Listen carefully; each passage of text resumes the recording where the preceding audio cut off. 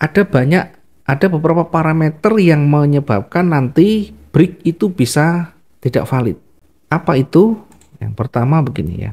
Jadi nanti biar tidak salah di dalam menerjemahkan. Oh, katanya break itu harus lanjut. Katanya break out itu dia akan berpeluang lanjut. Tapi kenapa berbalik? Nah, perlu tahu. Jadi tidak selalu break itu nanti akan berlanjut. Ada kalanya justru habis break balik lagi. Break itu bisa tidak valid jika yang pertama berbenturan dengan support resisten yang terdekat lagi. Yang kedua, break itu juga bisa gagal jika mendekati daily range-nya ya, jika mendekati daily range-nya. Pak, kalau dari range tuh dari sebelumnya berarti ya, dari range sebelumnya berarti ya, Iya, jadi hari daily range sebelumnya gitu sebelumnya, ya. hari sebelumnya, ambil dari hari sebelumnya. Oh, Kalau sudah mendekati, ya berpeluang memantul lagi sama.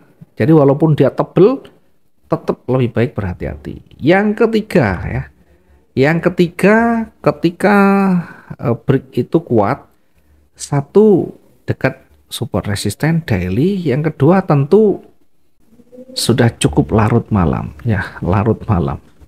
Ini walaupun break jangan diikuti ya, karena nanti dia hanya pasarnya tinggal Amerika itu biasanya akan sideways atau konsolidasi. Biasanya kalau saya menghindari di atas jam 11 ya, 23 ke atas. Kecuali ada news ya, kalau ada news bisa berpeluang lain ya. Tapi kalau tidak ada news, usahakan transaksi kita akhiri sampai jam 00 ya, selesai jam 00. Di atas itu dia akan lebih konsolidasi atau mungkin jam 11 terakhirnya. Artinya siapkan dari awal, jangan sampai kita exitnya di atas di sana. Karena akan sulit kembali. Market itu akan mulai bergerak eh, stabil, tidak ada yang lebih signifikan ya. Satu saat memang bisa saja dia kenceng, tapi secara normal atau di hitungan umumnya setelah jam-jam 11 itu akan mulai melandai. Nah, kita akan coba nanti buktikan apakah benar ketika berbenturan dengan ini akan memantul. Apakah ketika mendekati ini juga akan memantul? Apakah nanti sudah cukup malam juga bisa memantul gitu ya. Jadi jangan serta-merta break itu lanjut, belum tentu. Suatu saat kita akan menemukan begitu break akan langsung memantul ya. Kenapa? Ya tadi ada unsur tadi. Oke, kita coba kembali ke sini. Ya, kita coba kembali ke sini. Ini sudah lewat dari 61,8. Ini break yang merah ini adalah break yang tebal. Ya, merah ini adalah break yang tebal. Kemudian kita lihat dari sisi sebelah kiri ya, sisi sebelah kiri kita selalu perhatikan. Adakah di situ support yang kuat? Kita lihat. Di sini ditolak. Di sini ditolak. Ya. Penolakan itu sekali lagi tidak harus di bodinya, di jarum juga sama. Ini berada di area yang sama, berada di support ya. Sehingga ini kita bisa tarik ke sebelah kiri. Kenapa tidak menggunakan yang di sini? Karena terlalu jauh. Terlalu jauh. Sehingga ambil yang terdekat dulu di sini ya. Yang banyak disentuh di sini. Setelah itu kalau dia dilewati kuat lagi baru di sini. Kita akan lihat nanti range-nya. Oke, sampai di sini. Kalau dia mampu maka kita uji sini. Dari sisi daily range-nya kita menggunakan yang mana kalau sudah panjang merah begini misalkan. Satu hari kan panjang dari sini ke sana, panjang sekali. Maka daily range kita gunakan yang hari sebelumnya, tidak masalah. Ini caranya nanti, siasatinya. Ya, ini high-nya, ini low-nya. Oke, kita ukur dari tertinggi dan tertingginya. Ya, seperti ini. Sehingga kalau dia sudah melebihi atau jauh lebih panjang dari satu hari kemarin, maka kita gunakan yang sebelah kirinya lebih panjang. Sehingga kita gunakan di sini. Kita gunakan di sini.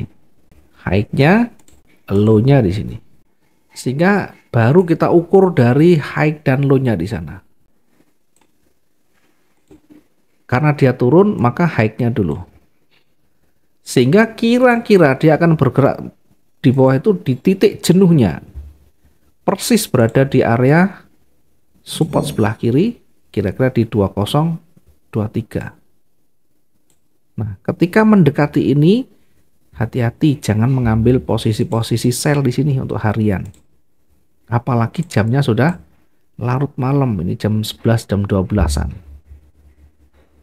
Sehingga ini untuk menghindari kita mengambil posisi-posisi sell berada di bawah dan pas naik nanti mencegah kita mengambil posisi buy di atas.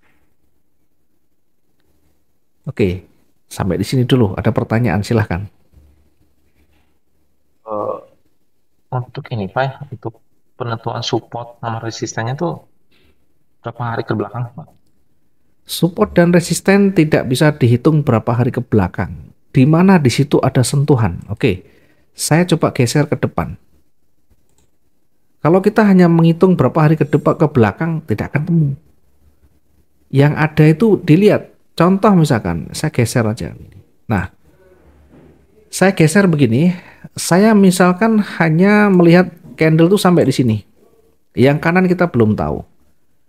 Untuk mengetahui support resisten bagaimana? Kalau dia pas naik, maka cari resisten yang terdekat. Berapa hari?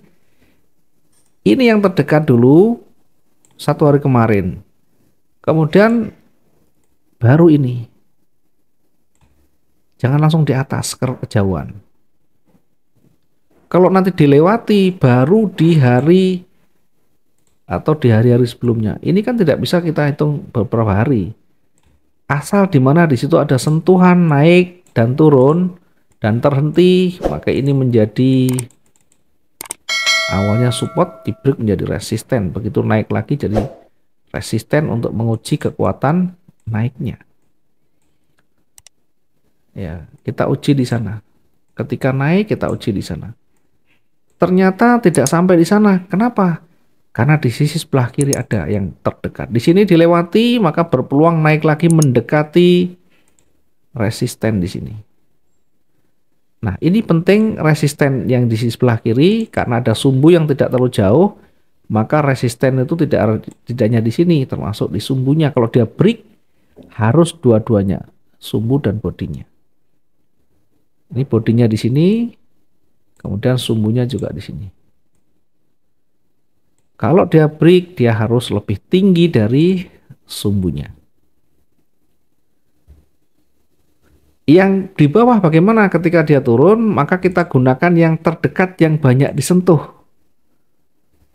Ini disentuh sebelah kiri, ini ada sentuh, ini yang disentuh lagi. Ya tarik begini. Kalau kita tarik sebelah kiri lagi, nanti akan bersinggungan dengan supportnya. Lah di sebelah bawah kan ada, kenapa enggak di sini? Terlalu jauh, kita bertahap saja dulu ya. Ini sejauh ini panjang, terlalu panjang. Kita lihat dari range-nya kemarin segini, berikutnya segini.